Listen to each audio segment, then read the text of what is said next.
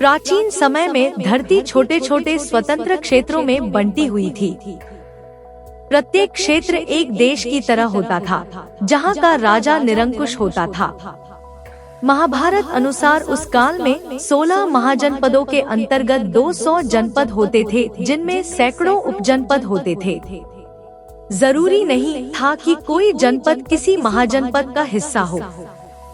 हालांकि इस सबके के अलावा भी कबीलों या समुदायों के अपने अपने क्षेत्र होते थे, जहां का सरदार ही सब कुछ होता था, जहां पर उसी का कानून चलता था। प्राचीन इतिहास और पौराणिक कथाएं पढ़ने पर पता चलता है कि ऐसे कई निरंकुश या असभ्य क्षेत्र थे, जहां पर सभ्यता का कम ही प्रभाव था।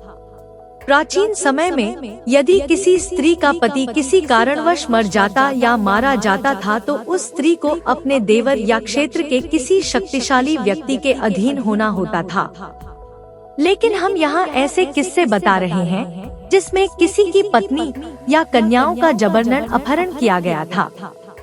एक रावण ने किया सीता का हरण। रामायण के अरण्य कांड में सीता हरण की कथा मिलती है। रावण ने पंचवटी के पास माता सीता का अपहरण करके वह लंका ले गया था। लंका में रावण ने माता सीता को अशोक वाटिका में रखा था। अशोक वाटिका में विभीषण की पत्नी सरमा और उनकी बेटी त्रिजटा माता सीता की देखभाल करती थी। उल्लेखनीय है कि नासिक क्षेत्र में शूर्पणखा, मारीच और खर दूषण के वध के बाद ही रावण ने सीता का हरण किया और जटायु का भी वध किया था, जिसकी स्मृति नासिक से 56 किलोमीटर दूर ताकेड़ गांव में सर्वतीर्थ नामक स्थान पर आज भी संरक्षित है। जटायु की मृत्यु सर्वतीर्थ नाम के स्थान पर हुई, जो नासिक जिले के इक्तपुरी तहसील के ताकेड़ गांव में मौजूद है। इस स्थान को सर्वतीर्थ इसलिए कहा गया क्योंकि यहीं पर मरणासन्न जटायु ने सीता माता के बारे में बताया। राम जी ने यहाँ जटायु का अंतिम संस्कार करके पिता और जटायु का श्राद्ध तर्पण किया था। इसी तीर्थ पर लक्ष्मण रेखा थी। 2 बाली ने हड़पी सुग्रीव की पत्नी। वानर राज बाली किष्किंधा का राजा और सुग्रीव का बड़ा भाई था। बाली का पत्नी वैद्यराज सुषेण की पुत्री तारा थी। बाली ने जब दुंदुभी का वध कर दिया तो उसका भाई मायावी बाली को युद्ध के ललकारने लगा। बाली और सुग्रीव बाहर आए तो मायावी वहां से भागकर वन की एक गुफा में जा छिपा। बाली सुग्रीव को गुफा के पास खड़ा करके स्वयं गुफा में घुस गया। सुग्रीव ने 1 वर्ष तक बाली के बाहर आने की प्रतीक्षा की। 1 वर्ष बाद गुफा से रक्त की धारा बहती देखकर सुग्रीव ने यह समझा कि बाली मारा गया। तब उसने गुफा को एक पर्वत के शिखर से ढका और चला गया। बाद में सुग्रीव ने मंत्रियों के आग्रह पर राज्य को संभाल लिया।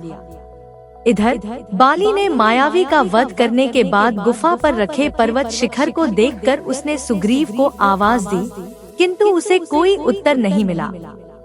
बाली जैसे तैसे शिखर को हटाकर अपनी नगरी में पहुंचा।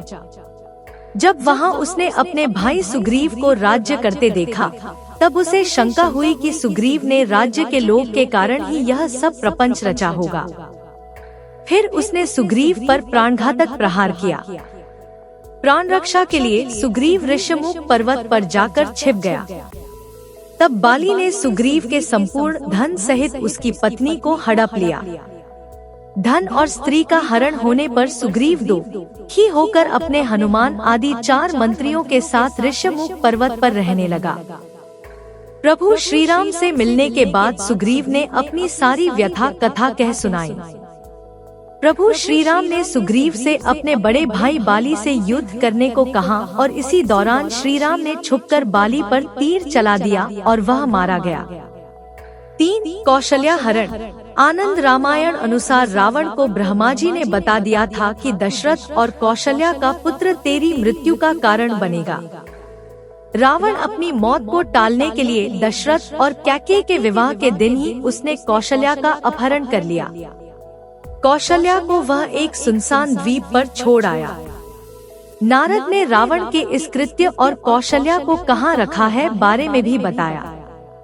दशरथ बहुत कठिनाइयों को पार करने के बाद उस द्वीप पर पहुँचे और कौशल्या का सकुशल अपने महल लेकर आए। 4 नरकासुर ने किया था हरण। भौमासुर उर्फ नरकासुर प्रागज्योतिषपुर का दैत्यराज था, जिसने इंद्र को हराकर इंद्र को उसकी नगरी से बाहर निकाल दिया था। नरकासुर के अत्याचार से देवतागण त्राहि कर रहे थे। वह पृथ्वी की हजारों सुंदर कन्याओं और स्त्रियों का अपहरण कर उनको बंदी बनाकर उनका शोषण करता था। इंद्र ने श्री कृष्ण से कहा, क्रूर नरकासुर ने वरुण का छत्र, अदिति के कुंडल और देवताओं की मणि छीन ली है और वह त्रिलोक विजयी हो गया है।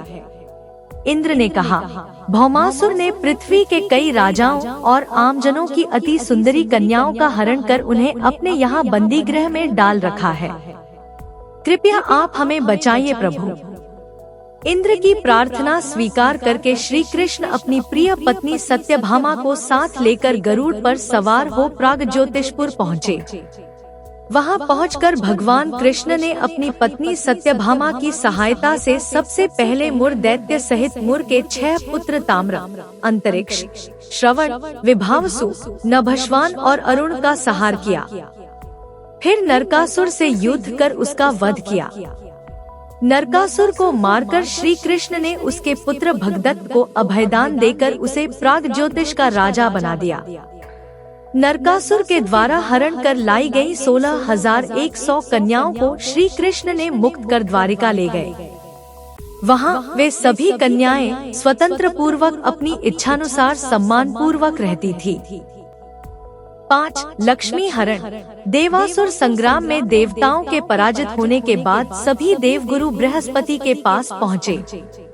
इंद्र ने देवगुरु से कहा कि असुरों के कारण हम आत्महत्या करने पर मजबूर हैं। देवगुरु सभी देवताओं को दत्तात्रेय के पास ले गए। उन्होंने सभी देवताओं को समझाया और फिर से युद्ध करने की तैयारी करने को कहा। सभी ने फिर से युद्ध किया और हार गए। वे फिर से विष्णु रूप भगवान दत्तात्रेय के पास भागते हुए पहुँचे। वहाँ उनके पास माता लक्ष्मी भी बैठी थी। दत्तात्रेय उस वक्त समाधिस्थ थे। तभी पीछे से असुर भी वहाँ पहुँच गए। असुर माता लक्ष्मी को देखकर उन पर मोहित हो गए। असुरों ने मौका देखकर लक्ष्मी का हरण कर लिया। दत्तात्रेय ने जब आँख खोली तो देवताओं ने दत्तात्रेय को हरण की बात बताई। तब दत्तात्रेय ने कहा, अब उनके विनाश का काल निश्चित हो गया है। तब वे सभी कामी बनकर कमजोर हो गए और फिर देवताओं ने उनसे युद्ध कर उन्हें पराजित कर दिया। जब युद्ध जीतकर देवता भगवान दत्तात्रेय के पास पहुँचे तो वहाँ पहले से ही लक्ष्मी माता बैठी हुई थी। दत्तात्रेय ने कहा कि लक्ष्मी तो वहीं रहती है जहाँ शांति और प्रेम का वातावरण होता है।